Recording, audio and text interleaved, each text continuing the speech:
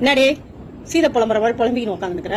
என்னமா பண்றது? இந்த மாசத்துல மட்டும் 6 கல்யாணம் வச்சிருக்காங்க. இந்த 6 கல்யாணத்துல இந்த மொய் வைக்கிறதே பெரும்பாடா இருக்கு. நகை அதோட பெரும் கஷ்டமா இருக்கு. இப்ப பாருங்க, இதுலயே 6 நகை நானே வச்சு வாங்கி ஸ்லிப் எடுத்துருவாங்க. இப்ப இது இல்லாம புதுசா வேற நகை வைக்க வேண்டியதா இருக்குது. தலை எழுத்தா இருக்குது. யாருதான் இந்த மொய் இதெல்லாம் கண்டுபிடிச்சாங்கன்னே தெரியல. இதுலயே ஊறப்பட்ட நகையை வச்சு வாங்கியிருக்கிறேன். இப்ப கடைசியா இருக்குது இந்த ஒரு நகை தான். இப்ப அதையும் வச்சு வாங்க வேண்டியதா இருக்கு. 2 கல்யாணம் இருக்குது. மொய்யை கண்டுபிடிச்சவன் யாருன்னு தெரியல. லூசு, அது வட்டி இல்லா கடை. சீர்வரிசையோ மொய்ன்றதோ ஒருத்தவங்களோட கஷ்டத்துக்கு எல்லாரும் ஹெல்ப் பண்றது, அதுக்கு பேரு வட்டி இல்லா கடை. இந்த மாசம் என் பொண்ணோட காது குத்து வருது. கரெக்டா எழுதிடுவேன் நான் தெளிவா. பத்திரிக்கையில என்னன்னு எழுத போறேன்? நான் தெளிவா எழுதிட போறேம்மா. வாழ்த்துனா போதும், மொய்யோ சீரோ எனக்கு எதுவுமே தேவையில்லைன்னு தெளிவா சொல்லிடுவேன் நான்.